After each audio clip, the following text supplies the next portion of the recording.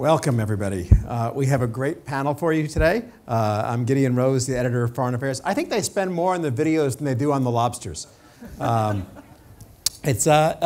our panel today, this session, is about strategy and conflict in the 21st century. We have a fantastic collection of speakers. I should say that I am clearly the only or dishonorable person here because we have four honorables. We have the Honorable Tinatin Kirasheli, who's the Minister of Defense for Georgia, the Honorable Deputy Secretary Bob Work from the U.S. Department of Defense, the Honorable Tzipi Livni, former Foreign Minister of Israel, and the Honorable Luis Carlos Villegas, the Minister of Defense of Colombia. So, with a great deal of oversimplification, for many decades during the Cold War, international conflict was relatively stable and relatively traditional. Great power enemies, deterrence. We knew the rules of the game. The question was how to play it. In the post-Cold War world, the first few years were relatively calm. We now seem to be back in some kind of turbulent period, but it's not entirely clear what the contours are, and different kinds of challenges exist. There are traditional challenges in great power conflict that have carried over, but there are also non-state actors and different kinds of security challenges. Each of our panelists has a different set or a different plate of national security challenges and conflict challenges that they have to deal with, some traditional, some non-traditional. And they're grappling with the question of whether the intellectual tools they have to deal with the challenges are adequate, or whether new thinking is required. So let's start with Deputy Secretary of Work. So what are the kinds of challenges in the conflict space that you're dealing with, and do we have the strategies we need to deal with them? Well, Gideon, the first thing I'd say is I'm not going to try to project out 70 years, but let me tell you what I think the next 25 years, how it's going to be different than the last 25 years. I think we're going to look back on the 90s and the early 2000s as a period that is unique in the entire Westphalian era, in that the United States enjoyed such a preponderance of power that was really quite striking. It really was referred to as a unipolar world. And as a result, the United States had enormous freedom of action. And I would argue that over that period of time, because of that, our strategic muscles atrophied. So for what's going to happen in the next 25 years, there's one big, big difference. Great power competition has returned. Now, there's a lot of different definitions for great powers, but I'll use John Mearsheimer's definition primarily because it works for a military department. And that is a power that can take the dominant power on conventionally and has a nuclear deterrent that can survive a first strike. It's a very narrow definition, but under those circumstances, both Russia is now a resurgent great power. I would argue that its long-term prospects are unclear, and China is a rising great power. Well, that requires us to start thinking more globally and more in terms of competition than we have in the past 25 years. And then, as the first panel talked about, Gideon, there's been a complete breakdown in the social order in the Middle East, which is going to be a long-term problem, something that the entire world will have to deal with. And that is going to require a lot of strategic thinking, too. So I think the title of this panel was Cooperate, Contain, and Conquer. I think it might, the next 25 years, at least for the United States, it's compete against two great powers that in different ways are challenging the rules-based order that we've helped set up for the last 70 years. Second is to cooperate whenever possible, and to contest when different states or non-state actors push back against this rules-based international order. If necessary, contain problems, and in some cases crush them. And I think ISIL, Daesh, fits right into that last category. So I believe what's happening in the United States is we are now trying to rebuild up our strategic muscles and to rethink in terms of global competitions, And I believe the next 25 years will see a lot of give and take between the great powers, as well as a lot of focus on what's happening in the Middle East. Minister Libni, or former Minister Libni, Israel has had to deal with straightforward conventional security threats, potential nuclear threats from some regional powers, and a host of unconventional non-state actor threats, subnational actors of various kinds and unconventional threats. How, as you look at the conflict landscape, which of those strikes you as the most critical in the coming years, and do we have the intellectual tools to deal with them? In 2006, when I was the Israeli foreign minister, in one of the Danish newspapers, they published a cartoon of Muhammad. And it really created a huge of tense in the region, and embassies were ignited. And the Israelis were looking at me saying, if this happened just when it is a cartoon in a newspaper, what happens if it would be for real? And then I went to a visit to the United States, and I had a meeting in the White House. And President Bush came to say hello, and he said to me something like, it's not a real quote, but something like, who sent these people to the streets? We need to cut his head off. And on my way back to Israel, I stopped in Europe, and the Europeans were there asking me what went wrong. Maybe we did a mistake. Maybe we need to think about those that were insulted by this cartoon. And I think that now it's for real. It's not cartoons. We didn't make any mistakes because it's about our values. It's about who we are. It's about what we believe in. And since the question is whether contain, cooperate, or conquer, I believe that containment is not an option, because even those who want to contain, they cannot, because it's not about what we want. It's also about what Daesh and all the other extremists in our region want to do. So we need to cooperate in order to conquer or to win. And this takes a lot, because it's not only about interest, and we have different interests in the region between different states and new powers and superpowers, but there's a need to understand what we are facing and what is this new threat. And in a way, it takes us thousands of years ago with completely new tools, because it is a religious conflict. And it is a religious conflict not between Muslims and Christians, because not all the Muslims are on one side, and not only Christians or Jews are on the other side. But I emphasize that this is a religious conflict because we need to understand that religious conflict you cannot contain, you cannot, reach an agreement with, you cannot give them what they want, even if they want to, even if you want to, because it's about, unless you want to convert or something like this. So the free world needs to fight for its values. And therefore I say it's not about interest, it's about values. And when we understand need, we need to have a full cooperation between different states and powers. And when I take all these Islamist groups, frankly, I truly don't care whether these are Shia or Sunni. And what worries me when in the other panel, the focus was on Syria.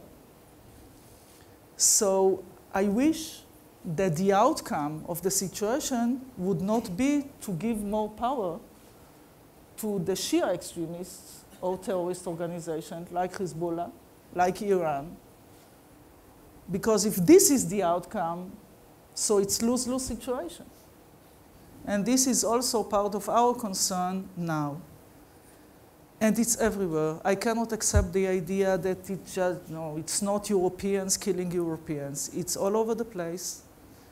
And it's not only about the way Europeans are or giving the Muslims in Europe the feeling that they are part of the society, because you have others that are going to Daesh without any real social problems, but because it's there, because it's, they succeeded in convincing that it's new, it's something else, and young people are going there. And when I say it's all over the place, excuse me, I just came, I was late for the last, because I got a phone call from my assistant. Her father-in-law was killed in Mali today with other French guys and Chinese, with people that entered to this hotel calling Allahu Akbar. So we cannot just speak about, so it's a new era, a completely new challenge, and it's not in the Middle East, it's not just there, it's all over the place. And therefore the free world, led by the United States, this is the way I see it, cannot ignore it or cannot just think that it would be solved by giving an answer to a political situation here and there. It is bigger than this. And since I came from the Middle East, there is also a message that our neighbors need to understand, because it is a tough neighborhood, you know. And in tough neighborhoods, whether you beat the bully or join him. And you have other states, Muslim states, Arab states, moderates, pragmatics, and they watch the free world. And they want to see the free world win or try to win or do something which is really strong. Because well, they are not going to join them. But I don't want them to appease the others and to be part of this. And therefore, the role of the free world is crucial in this. I don't want to enter into the question of airstrikes or boots on the ground, but it is also clear that the only places in which it was stopped, Daesh, it is in the places in which they faced something on the ground. But I don't want to enter into all this military discussion, what needs to be done on this. Minister Villegas, if we had had this panel a couple of decades ago, Colombia would have been a conflict center. We would have been talking about the intractable civil wars and ongoing difficulties there. How has Colombia managed to overcome so many of its problems? You were on the team that negotiated some of the deals with FARC. And how do these things look from the Colombian perspective? We Colombians were kind of playing a new role that we're not used to. That's being the source of good news. We have been trained in our careers to transmit bad news and maybe how to solve the problems. Now we have to communicate to the world successes, and that for us is very hard. But what Colombia means for the world in terms of security is hope. There is hope because a country like Colombia came back from the brink. There was a famous paper from the State Department that read that way: Colombia is back from the brink. In the year 2000, just 15 years ago, we were the economy number 7 of Latin America. This year, we're going to close as the economy number 3 in South America, after Brazil and Argentina. And we have a very fraternal fight with Argentina, who's going to be the next second in South America for the next years. We had 60% of our population under the line of poverty, 60%. We're going to close this year with 24%. That's less than half what we had 15 years ago. Our GDP was less than $100 billion. It's more than 400 billion as we speak. The income of the people of Colombia has multiplied almost by 5 times in what is running of this century. So the transformation is crucial, and the transformation, I would say, is one of the biggest we have ever lived in the developing world. So how, obviously it's a complex subject, but what was it that turned the course? Was it defeating the enemies? Was it figuring out you had to negotiate with them? Was it a combination of carrots and sticks? Was it a change in strategy or attitude? Yeah, it's a very interesting combination of factors. The first is a slogan that in '98 was used massively by the Colombians in a demonstration we had a Saturday morning that nobody called. But 20 million Colombians came out to the street saying, no más, no more. No more violence, no more corruption, no more poverty. We have to deal with this together as a society. That's the factor number one, the collective consciousness of the problem. Second, I think we have had for the last 18 years good governments that have followed the same trend, the same policies in the long run. Third, once we acknowledged that the problem was ours, the international cooperation was very effective. And there, Plan Colombia and a relationship with the United States was key. Plan Colombia was timely, generous, and gave the cherry of the cake. That was mobility, that was training, that was reform of the military and the police, that was the capability of being all over our territory, intelligence. So we changed the course of the war against FARC and organized crime. And finally, we used the verb to reform every single month since 2000. We have reformed everything in Colombia with a lot of success. We, in the middle of the fall of the prices of oil, we're going to grow more than 3% this year and more than 3.5% next year. So we have reached an amount of sustainable decisions and institutions and a very timely international cooperation that has been a very good mixture. Minister Kirasheli, in retrospect, looking back over the last several years, Georgia was sort of the canary in the coal mine and a wounded canary at this point. As you look at the security challenges that you face and the threat from Russia and the broader context, what is it that strikes you? Well, coming from the previous discussion of the previous panel, I think that we can look backwards from today, where we are today. And if we talk about Syria, that's on top of discussion, probably we find all the answers to all the questions that were there when war broke up in Georgia or with Ukraine and all the other troubles of the world. I think that the discussion that is going on right now about having Russia as part of the solution and finding answers together with the Russians is exactly where we all got it wrong, and we all got it wrong 8 years ago after the war with Georgia, Russia-Georgia war, and we are getting wrong again in a war with Ukraine. Because everything we hear these days is about finding a common language with Russia, having Russia as a partner back on the table, having discussions with them, at the same time saying that it won't be done on the sake of Ukraine or other conflicts that differentiates Russia and the Western world.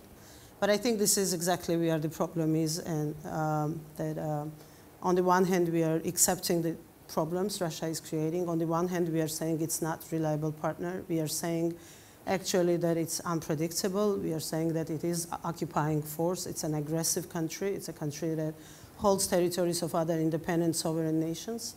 And at the same time, we try to find solutions together with them, in dialogue with them, in cooperation with them, obviously knowing that there will be another surprise tomorrow in Syria or somewhere else in the world, but somehow forgetting about it. On the previous panel, we've heard several things about it while answering questions posed by the audience about Russia. And part of those answers were there is a global conflict we need all to deal with, and of course at the same time we will deal with the other problems, as if the troubles Russia caused are not global, and as if war in Ukraine is not global and is not an exercise for everybody as to how to deal against aggressors. What is happening right now is basically saying that, okay, we'll talk with Russia and find solutions together with them over Syria. We won't forget Ukraine, but at the same time, we are not going to do anything about it while Russia continues its aggressive actions in those two countries, at least, not to talk about all the other problems that Russia is creating. Russia is still occupying 25% of my country. Obviously, you all know the story with Ukraine. Russia is still engaged with conquering more and more land in both countries. Russian soldiers are on a daily basis kidnapping, killing civilian, peaceful population, peaceful people of those two countries. They are troubling the ordinary villagers. They are troubling everybody around, just to remind about their presence. And this is the country we find solutions for the world peace together. I think this is exactly where the problem is. This is why those solutions are not long-term and sometimes leave the feeling that we kind of did not manage to finish the job anywhere we went together. And we had a discussion earlier, and my Lithuanian colleague asked a very important question, I think. Why do we need Russia in all of that? Where does it lead NATO or the civilized world? Does it mean that there is no solution for the problems without Russia? Does it weaken or strengthen Putin's Russia today? If that's the answer to the challenges this country is causing to us. So we are in a situation when on the one hand we say that there is an existential war between two worlds, the world that is built on rule of law, democracy, predetermined rules of the game, international law that we all sat together and agreed about.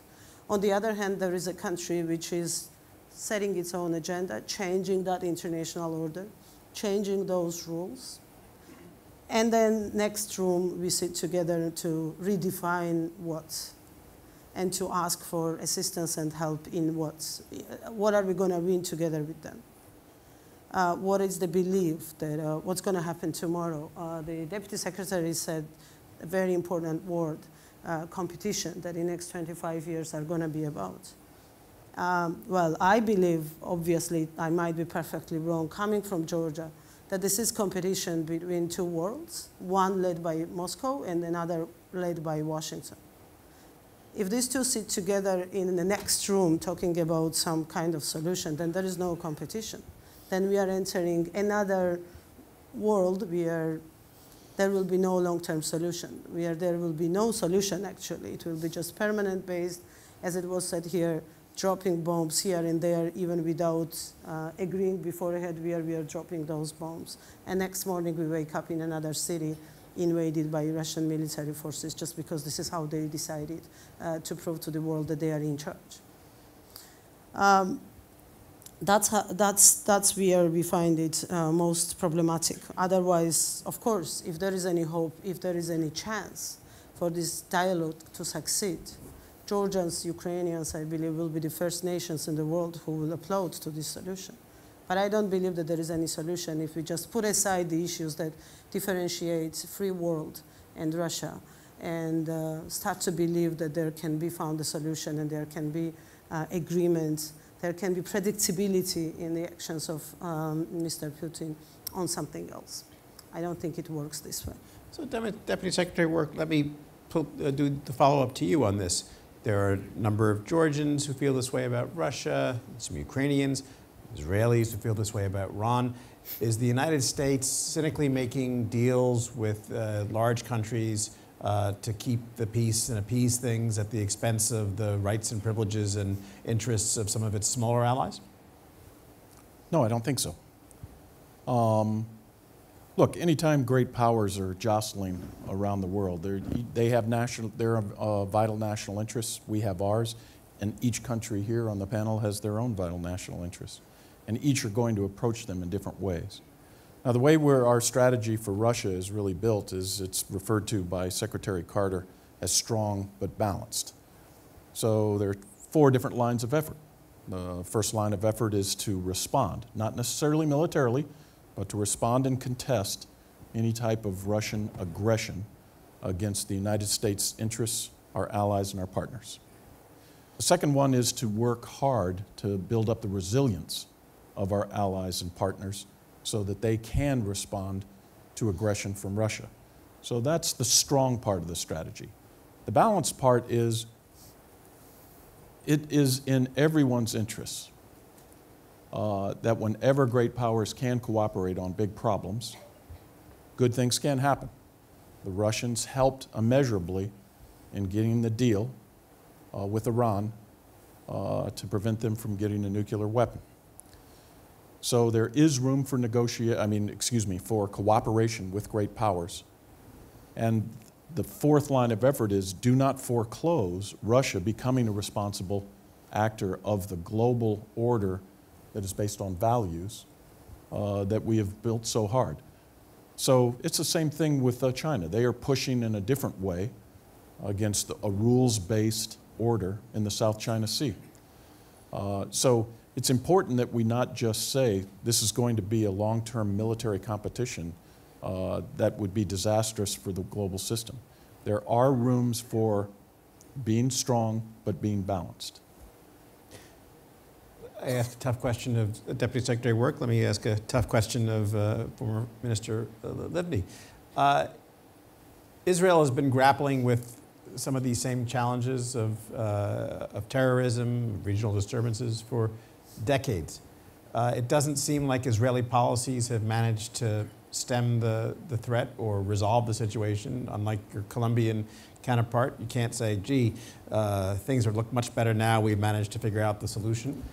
Why, what are the lessons that outsiders should take from the Israeli inability to make these problems go away? Basically, in Israel, we are facing two different conflicts. One is the Israeli-Palestinian conflict, which is a national conflict between Israel and the Palestinians, those believing in two-state solution as the answer to their national aspiration, those that are willing to accept that also the Jewish people has the right for self-determination in a state of his own. But this is just part of the conflict, and this is, I believe, solvable. Or anyway, I do believe that this is negotiable, solvable, and this is what Israel needs to do according to our own interest. On the other side, we have also another aspect of a religious conflict, and this is Hamas, a terrorist organization. They are not fighting in order to create a Palestinian state. They are fighting because they are not willing to accept our existence or any infidel in the region. And they get the support, even though, as I said before, it's Sunni and Shia, but yet they got the support from Iran on the scale of being terrorists and having a common enemy. And I would like to say here that there are those trying to say that Israel is the reason for extremism in the region, and I want to say that this can be the excuse of some. But even if we solve the conflict with the Palestinians, Iran or Hezbollah, nor Daesh or all the other Islamist terrorist group would not change their ideology, so it's not connected to us. And therefore, we need to deal with two different conflicts, and it's not only between us and the Palestinians, but it is being supported by, as I said before, Hamas, by Iran. We have Hezbollah in Lebanon, which is the proxy of Iran there. And we are trying to do both. First, to defend ourselves within Israel, and this is something that Europe needs to do now, and everybody needs to do now, but what I say is that it's not enough. And since religious conflicts are unsolvable, what I believe in is that not legitimize them, not giving them legitimacy by the international community. Acting, and it was dealt also in the last panel about money, financing, about networks, about all this stuff, something that needs to be done. So we are dealing with it with Hamas on our borders, but not only. And we need, not just we need, as I said before, I believe that all of us need, not to look at the situation from a Google Earth point of view, but more from a satellite point of view. And to see not only what are our own problems, interests in our own states, but also understand that there is something bigger, and everybody needs to choose a side. And even if we have internal conflicts in one camp, we need to work together. So it is clear that we have, when it comes to other Arab states in the region, it's very problematic for them to work with Israel in the same coalition or to be in the same camp because of the Israeli-Palestinian conflict, but yet they understand that Iran, Daesh, all the others are their own real enemies. So I believe that we need to find a way to work together and for a while, I don't know, to put aside other conflicts as far as we can, and to work and act against these Daesh and Al-Qaeda and all the other religious groups. And, you know, when the reference to Russia and Putin, I remember it was a few years ago in Munich conference when Putin, I think that some of you were there, when Putin was there saying, calling to the US saying, you are talking about democratization, so you cannot be the only one who rules the world. And I was there saying, okay, this is the end of the Cold War. It's something else, or the beginning of something. As I said before, I do think that there's a need to find a way to work together to build this coalition. I understand it's very problematic, but to do it without ignoring other interests. And since you ask also whether the US is abandoning other or maybe small allies in the region, I don't think that this is the case, but sometimes this can be the perception. And we live in a world of images and perceptions, and it is not less important. And for other allies in the region, those believing that we share the same camp of pragmatics, moderates, those who want to be together and to understand the nature of the conflict. So we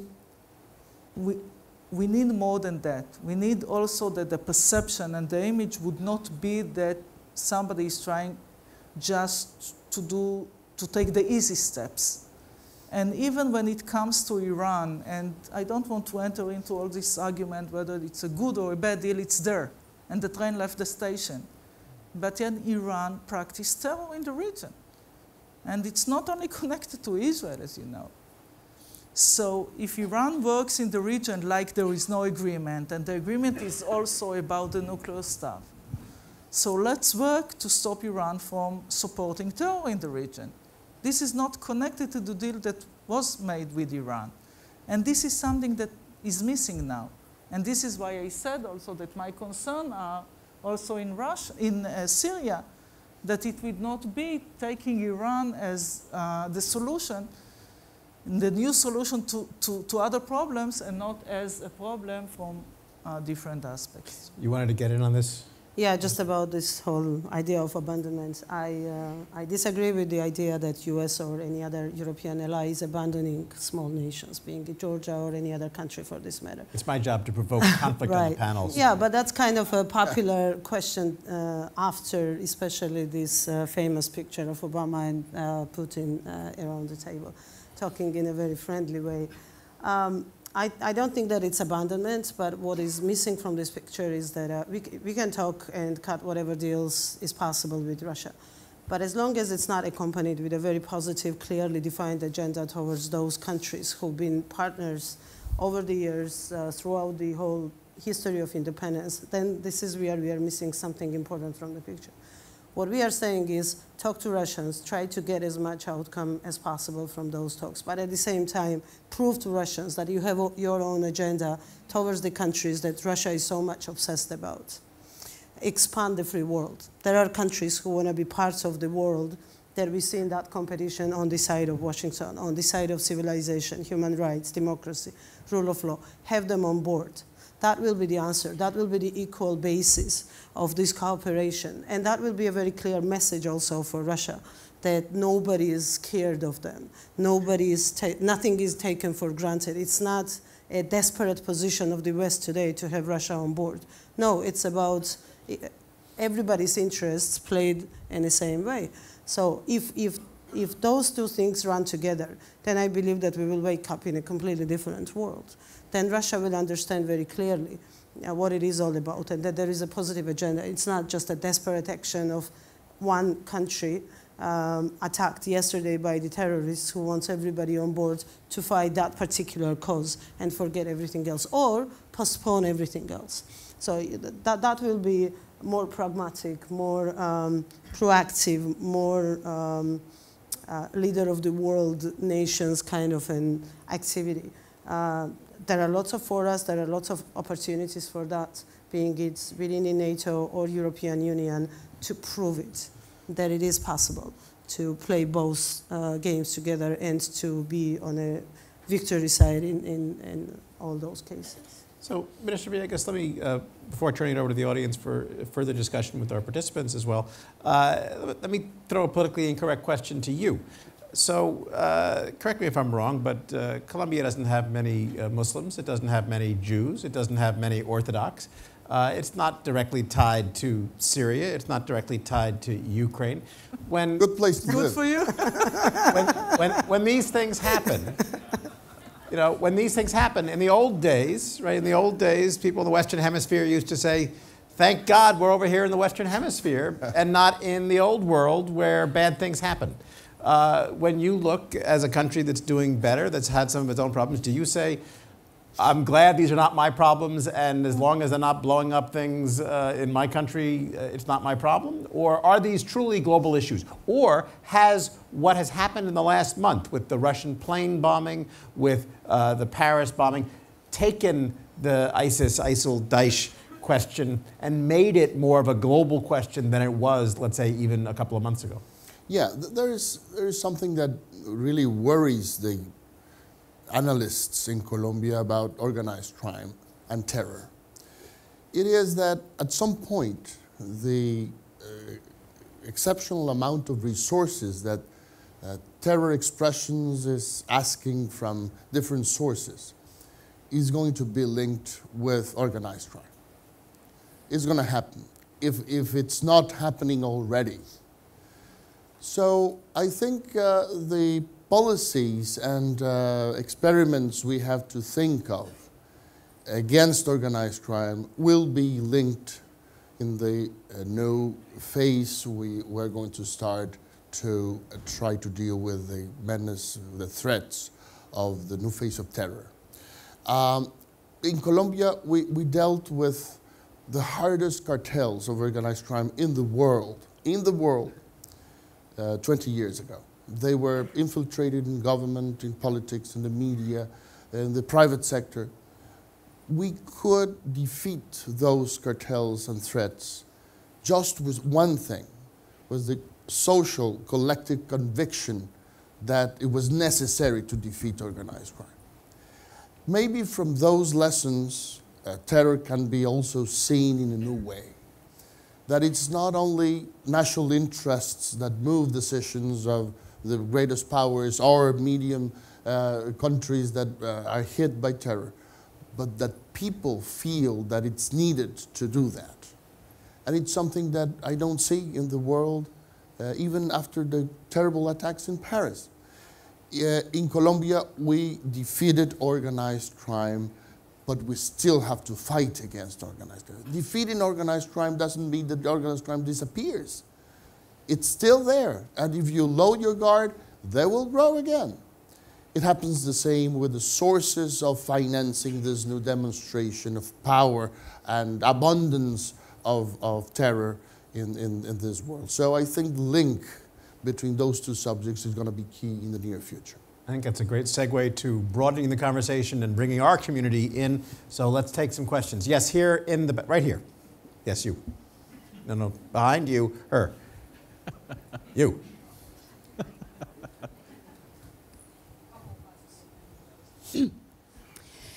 For the past few years... Can you identify yourself, please? Egat Reshalashvili from Georgia, Georgian Institute of Strategic Studies. For the past few years, dominant narrative was about Russia, that it's an assertive power but declining regional power. So it has been a bit puzzling for me to hear reference to Russia as a global power this time. What has changed? In terms of military capabilities, no dramatic sort of increase of capacities and capabilities of Russia. In terms of economy, it's declining rather than otherwise. So is it perhaps that Russia's aggressive policies in terms of undermining the fundamental norms of international law, challenging the post-Cold War order, injecting itself in Syria, already paying off? So we treat Russia already as a global power in top 3, with which US needs to be competing with in the projected time frame of 25 years. What has happened? What has changed? Why we treat Russia like a global power right now? Wow. Well, I would say we're treating Russia, we're looking at its capabilities that it can use in its region and project beyond the region and say, look, this is a power that has a lot of capability. And all I'm saying is that the Russians, wow. The Russians decided in the late 90s that the way their path back to being a great power was to put a lot of money into their military capabilities. And between about 1999 and about 2009, primarily because of the oil prices and their being able to divert a lot of money into their military power, they were able to rebuild a lot of the pieces that they used as matters of coercion. Any other way that you would define Russia, I would say their economy is, they have not really integrated into the global economy, and over the long term, that's really going to be a problem. I think their demographics are a big, big problem for them. But they have defined themselves as saying, I'm a great power, you will treat me as a great power, and if you don't, I will react. That is what has changed. It has been, and this is a big thing for the Department of Defense, because we are constantly being said, oh, you're overhyping the threat. The Department of Defense looks at capabilities, and it is the change in leadership on how they use those capabilities, and Russia is a primary example of this. Up until about 2008, 2009, 2010, we were assuming that Russia wanted to be a partner with the West. That clearly is no longer the case right now. And so that is what has changed. But wait, if you, let me just follow up on that. If what changed is the intentions, then why is, so the capabilities are the, like oxygen to a fire. It's necessary but not sufficient, and what you really worry about is capabilities plus bad intentions. That's right. Capabilities are the first thing that you have to do. You can have a lot of bad intentions, but if you have no capabilities, you're not really going to provide it, be a threat to either your neighbors or to anybody else in the region. They've put an enormous amount of money in strategic modernization. They've put an enormous amount of money in military capability. They could have been putting that money into improving the lives of their citizens, incorporating themselves into the global economy. They chose not to do that. And President Putin is acting extremely aggressively right now. So you can't ignore the capabilities that the Russians have, and it's important for us to all understand it requires a strategy, a long-term strategy to deal with them. Okay, let's go over here in the back there. Actually, let's get a bunch too, him and him, these two. A lot of questions. Yeah.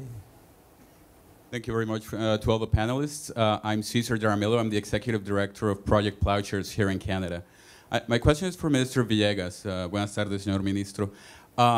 As you well know, the FARC guerrillas were never strong enough to impose their agenda on Colombia, but they were never weak enough to be defeated militarily.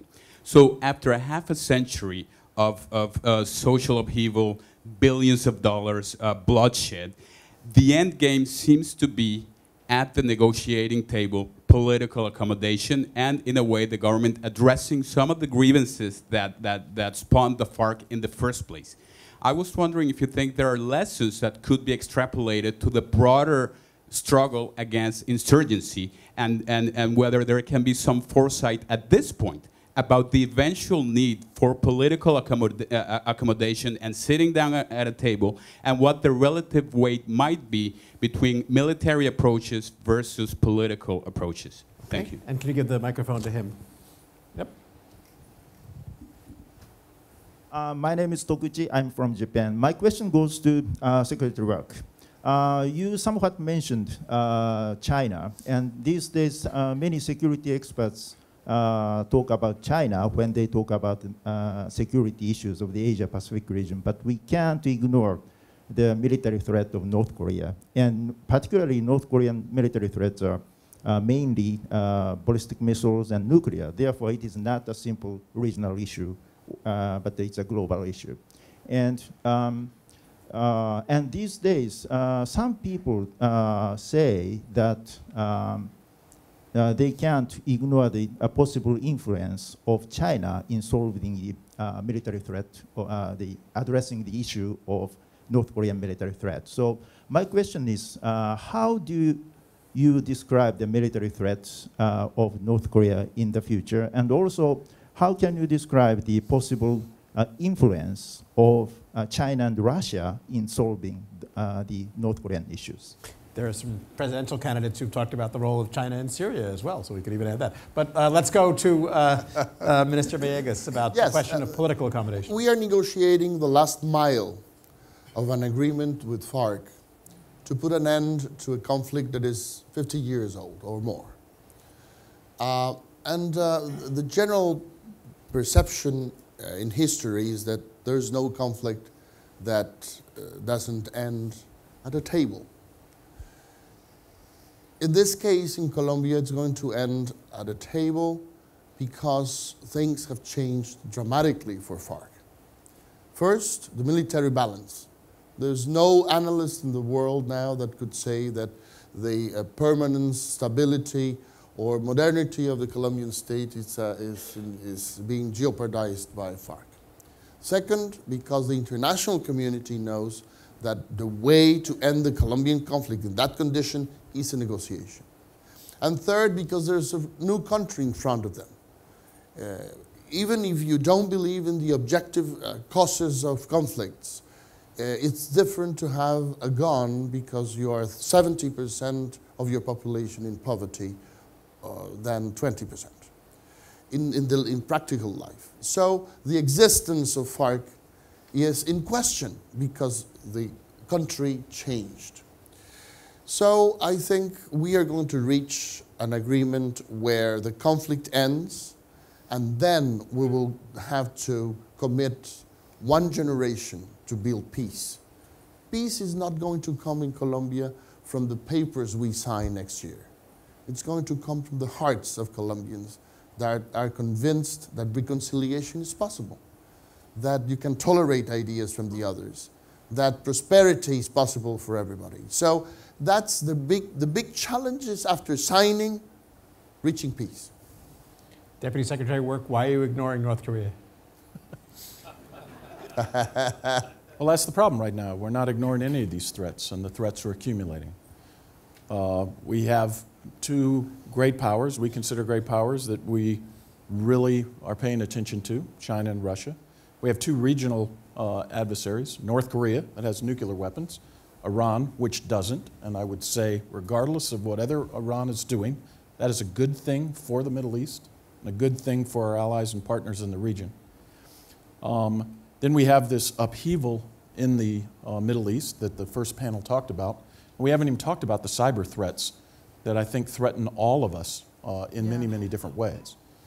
All of these threats are layered. And let me just say, look, I'm not trying to be defensive, but let me just say, respond to the perception, perhaps, that we are pulling back. You know, we lost 6,871 American soldiers, sailors, airmen, and Marines in the Middle East. 52,395 were wounded, and we are going to spend $1.7 trillion to try to solve the problems in that region. And what the President said was, look, we're going to try a different strategy. It is going to be an indirect approach. There are going to be 9 lines of effort, only 2 of them on the military. We're going to work by, with, and through partners. People say we don't have a strategy. We have a strategy. They just don't like our strategy. It is an indirect strategy where we do not take central stage, and it is a means by which I would say we are supporting Israel, we are supporting all of our Gulf partners after the deal. We've spent $1 billion in the last year alone just doing Europe, reassurance operations in Europe. So I recoil a little when people say that the United States is pulling back. We, I believe, have proven to be a good partner. Now, on North Korea, they have nuclear weapons. They are trying to develop the capability to deliver them on U.S. soil. That is a problem we will not ignore. And this is why competition and cooperation is important with great powers. We will compete with China. We will bump up against them in the South China Sea. We do not like the way they are trying to flaunt the rules of law. But they would be very helpful in solving this problem with North Korea if we had to go after that particular threat. So I just want to say, We just had a meeting with all of our combatant commanders and all of our service chiefs. Our forces are everywhere. We are at a very high RPM, and we are doing it to try to preserve the peace. This is a time of strategy, though. It's people like John Allen getting back and saying, you've got to understand the threat. You've got to have a strategy that goes after it. This just isn't all about kinetics. Sorry to get off I will get off my soapbox. But I believe that North Korea knows that the full might of the United States is ready to respond to any attack on our ally, South Korea, and they would regret the day that they did it. On North Korea and its connection to the previous panel. In retrospect, was it a good thing for the Israelis to have taken out the nuclear reactor in Syria? Yes.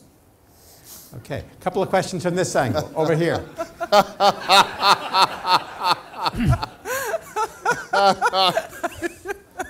Murat Mercan from Turkey, World Energy Council. I'm kind of confused. Russia is bad in Ukraine and Georgia, but cooperating with the free world in Syria. Iran is bad in Hezbollah, but fighting against Daesh. All these very complicated issues, I need some clarification. Where are we standing right now? And creating this kind of division between us and them, will it help to better the situation in Israel, in that region, or will it make things worse? Thank you. Let's take another one from this section too, and we'll pair up in this section as well. I'm not quite. Okay. Wait. Question or what? So we're going to pair. Okay, back there for one more. Yep. I hope. Hussein Haqqani. I'm in Washington, D.C., because I can't go back to Pakistan right now, which is where I'm from. So two questions. Foreign Minister Livni, I agree with your characterization of the problem as being connected to religious sentiment. My question is, does the West have the capability of understanding the religious dimensions that come from a religion that has 1.4 billion followers, 72 sects and denominations, or will it continue to trust allies? And Secretary Work just now said that America is a great partner. It is a great partner. It's a partner to the Afghan government, and it's also a partner to Pakistan, which arms and supports the Taliban. It's a partner to Saudi Arabia, which is the only place other than Daesh which beheads people.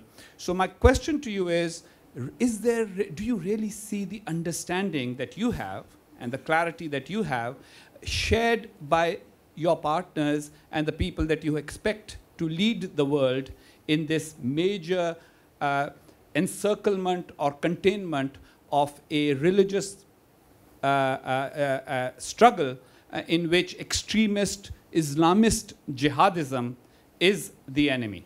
Okay, so let me actually bundle those two questions together, which is not only the question about how do you deal with extremist Islamic jihadism, but we have lots of allies who are not necessarily, we don't agree with them on everything, and we have enemies who we need to work with on some things, and it can be very complicated. So do we, a previous American leader famously said, you're with us or against us, but it seems like these days that's most countries and most important countries who are not our treaty allies are actually somewhere in the middle. They're with us on some things, against us on others, and is that kind of nuanced tension tenable over the longer term?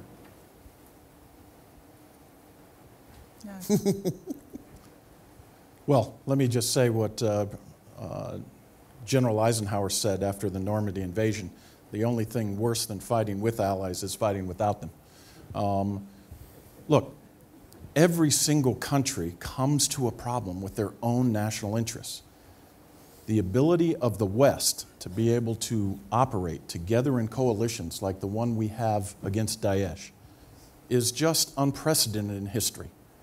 And there are all of these things. Going back to the question up here, we do have two fundamental impediments that we have to face with as the West and generally democracies.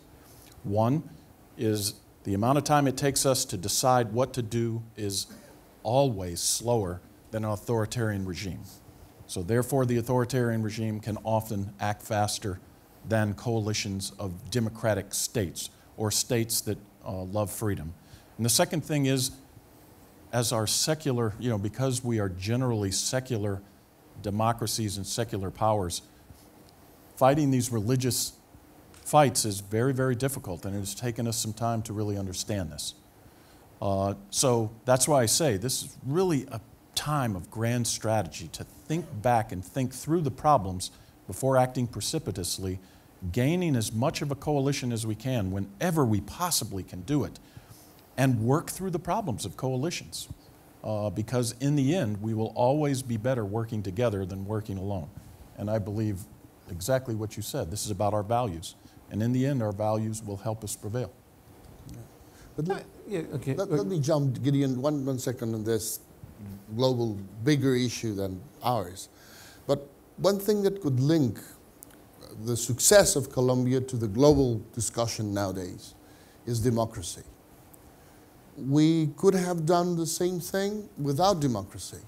But what we did was reaching success, strengthening democracy. So it is possible to do both things. It's harder, it's not cheap, it's hard to find allies for that idea in the world, but it's possible. So what's the temptation of autocratic solutions for terror is going to be in the general scenario? I think we have to think more of the resilience of democracy to try to find solutions. For instance, for the religious discussion. Not as a religion, but as the room religion has in freedoms, in liberty, in systems that are democratic to just grow and prosper. Let me actually follow up with a follow-up to several of you here, because this question of working through allies and partners, especially if the United States is going to take something of a less direct role, creates very interesting questions, especially if the preferences or perceptions and threat perceptions and interpretations are not exactly the same. Because you have the question of moral hazard, for example, the Allies doing something expecting the United States to come in and the United States perhaps not having the same issue.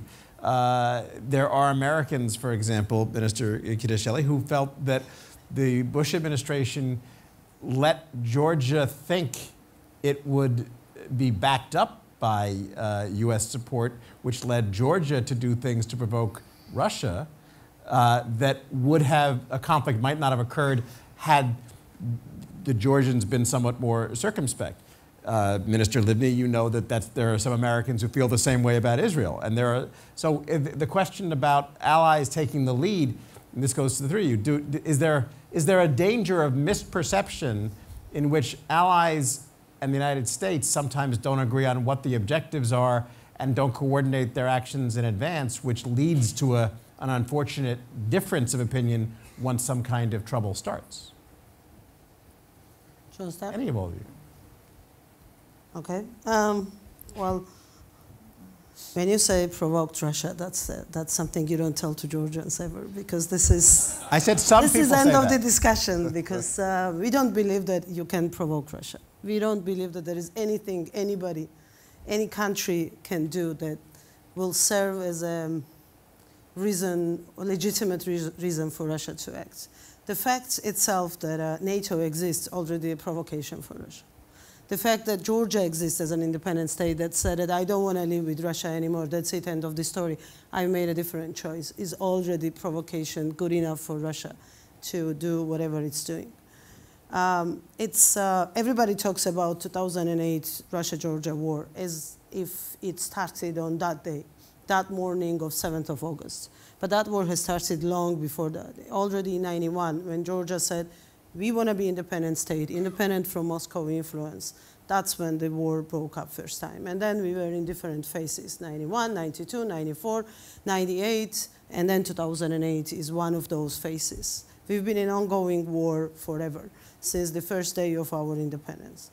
And regardless of that, regardless of the sacrifices we make, the people, villages, cities, the territories we've been losing throughout the history of these 25 years of independence, we keep saying that no to whatever is requested from us in exchange of peace from Russia.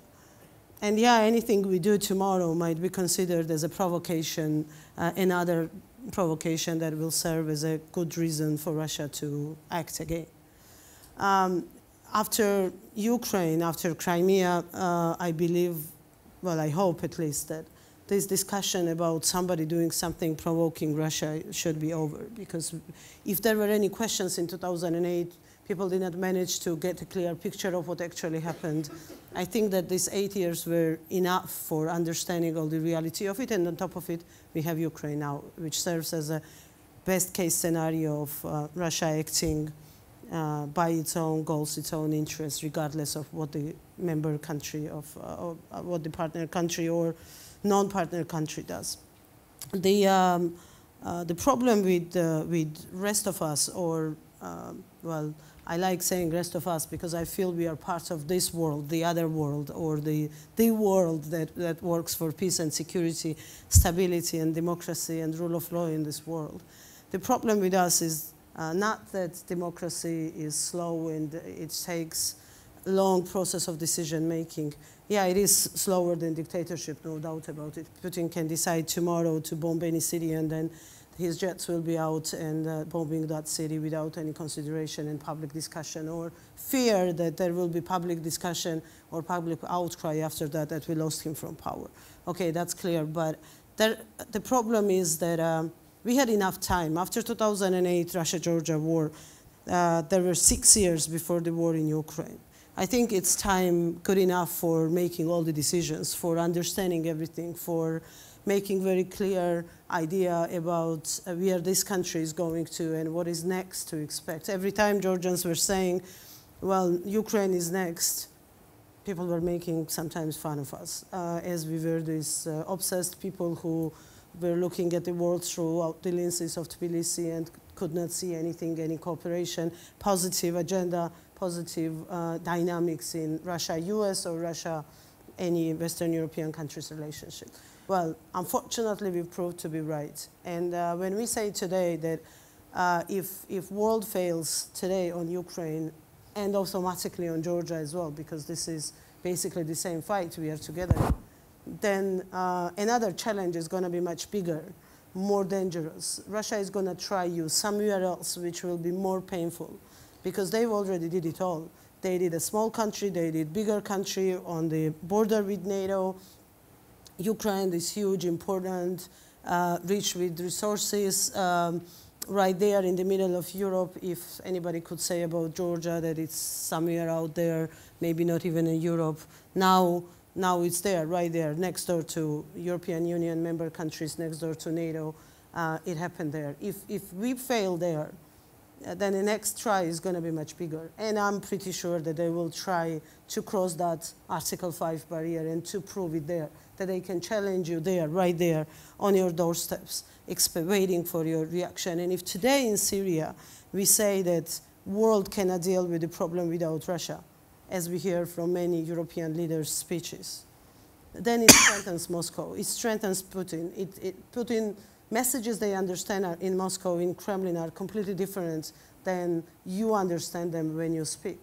For them, it's a green light. It's an open invitation that there will be no solution to any troubles in the world without Russia.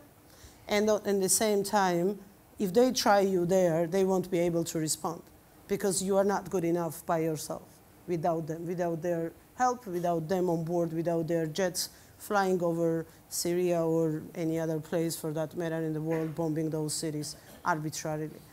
This is a wrong message for a type of leadership that we are dealing with in Moscow. And once again, we Georgians will be the first country who will welcome this decision if it is there, if it proves to be right, and if it proves to be done simultaneously. As you said, Minister, rightly, you can do both. You can build democracy and at the same time fight organized crime. Yes, you can fight terrorism and at the same time expand the free world. It is possible to do both things together. You just need to do both things together, otherwise it sends a very wrong message to Moscow. And not only to Moscow, By that, we send a wrong message to everybody else in the world, being it North Korea or any other power out there who believes that if they push hard, they actually will achieve their goal. Minister Livni, any echoes of that on your side? I want to refer to the issue whether it's secular democracies and religions. And this is not the situation because it's not between different religions and democracy. It's the way, because I believe all the religions are about love and acceptance and living happily ever after all together. It's about those that are taking the religious stuff into the extreme and using terror in order not to accept others, or they are not willing to accept the right of others to express their own religion. And what worries me now, and the relations between Israel and the US, we say, and this is true, it's unbreakable, unshakable, and it is based on values. And when I said that everybody needs to choose a side, we made a choice, and we will always be part of the free world because this is our values. But I am worried because when things are getting worse, people are thinking about democratic values as a matter of weakness, as those that cannot, express or cannot fight or cannot give an answer to all this extremism in the region. And people can look for strong leaders that would not express the values that we believe in. And this is something that we need to address. I mean, it's nice to speak about, living happily ever after, and we sign an agreement, and things are changing. And we need to address it. And since I believe in these values, and since I believe that we need to address the different threats that we all have, and to put priorities, and to say, this is the major threat, and we need to act together against it all together, and to address the different conflicts, internal or regional or specific conflict, in a different manner. But I'm not sure that we have this understanding now of this is the biggest threat of the era. And this is part of the expectations that I have in working in this coalition, and not only in the coalition, of the understanding that what is the nature of the threat and how to address it, because if we would not address it, we are going to see more and more of this, not because they would recruit others, but because those that are being threatened by this, they would seek for something which is not democracy. So this is, I believe, the understanding that we need to achieve all together, to reach all together. Deputy Secretary Work, you want to have some final thoughts on this? Yeah, I would just say that this whole talk on values and partners, and earlier today we had a meeting, and the Minister of Defense from Albania, Mimi, I don't know if you're here, she said we have to stand together. And this is really what we look at. We have, we're in Canada, where it's one of the most unique alliances in the world with NORAD. We're sitting here with Colombia, which is one of our strongest allies in South America. Israel, definitely our strongest ally in the Middle East, and Georgia, which has just done unbelievable sacrifices in Afghanistan, even though they're not a NATO nation. And we have stood beside them and are helping them in a wide variety of ways. Working together, we can solve these problems. And it will be messy. Each of the countries will come at it from a slightly different angle. But this next period of time, the United States just looks and says, how many allies does Russia have? Not that many. How many true allies does China really have? Not that many.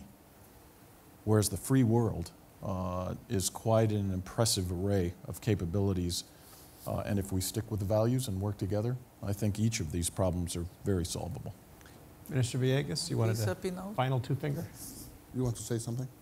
I said just on this happy note. So we can No, I just wanted to close with this. Success in Colombia doesn't mean that we are a perfect country. Far from that.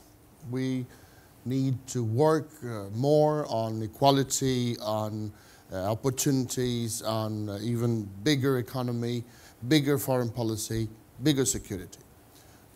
But the real asset I think we have built for the world, the asset we are presenting to Central America as a way to regain security with our cooperation, is democracy. I don't think our conflict is something of loving each other. We have lost 200,000 people violently in the conflict. So what is the real success in Colombia is to have a better democracy today than the one we had 20 years ago. And at the same time have gained security. To tell people in these hard days of terror that it is possible to have a more secure society with democratic values is something we believe in and we will try to give to others in our experience. So the great thing about Halifax is not just that we get all these big shots and come and talk, but that we get them to engage directly and honestly. We press them. We make them as uncomfortable with their questions as we can and get them to say real things that they really actually believe. So you can give a very, very quick two fingers. No, just one sentence. These lunatics there are willing to pay a price for their beliefs. We need to be willing to pay prices to fight for our values. Yeah. That's it. Well, there are a number of crustaceans who have given their life for our dinner tonight that we're going to honor their sacrifice very soon. And with that, join me in thanking our panel and thanking all of you.